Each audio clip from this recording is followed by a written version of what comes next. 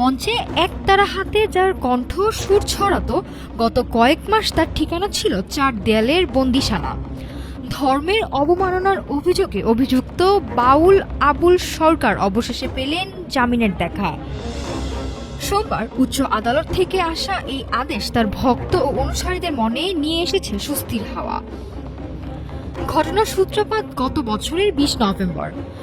মাদারীপুরের এক গানের আসর থেকে তাকে আটক করে মানিকগঞ্জ ডিবি পুলিশ। ঘিওর বন্দর মসজিদের ইমামের দায়ের করা মামলায় অভিযোগ ছিল গানে গানে আল্লাহকে নিয়ে অশ্রদ্ধা ও কটূক্তি করেছেন তিনি। এরপর একে একে যোগ হয় আরও মামলা।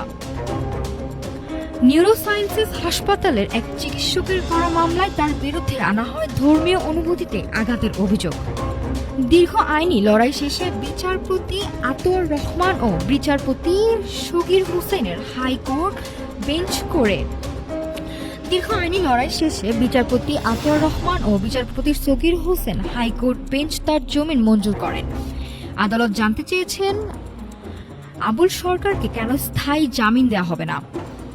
দ্বন্দ্ববিধির ২৯৫ ও ২৯৫ ক এর ধারায় দ্বন্দ্ববিধির ২৯৫ ও ২৯৫ এর ক ধারায় এই আইনি জালে এতদিন ঝুলেছিল তার ভাগ্য। কারাগারের লৌহ পাট খুললেও বিতর্ক আর আইনি রুল যেন পিছু ছাড়ছে না। একদিকে ভক্তদের আবেগ, অন্যদিকে ধর্মীয় সেন্টিমেন্ট, এই দুয়ের দোলাচলে বাউল আবুল সরকারের এই জামিন কি শুধু সাময়িক স্বস্তি নাকি স্থায়ী মুক্তির পথ? আইনের চোখ আর সুরের জগৎ দুটোর সংঘাত নতুন কিছু নয়। তবে আবুল সরকারের এই জামিন আর আদালতের জারি করা রুলই ঠিক করে দেবে তার আগামীর গন্তব্য।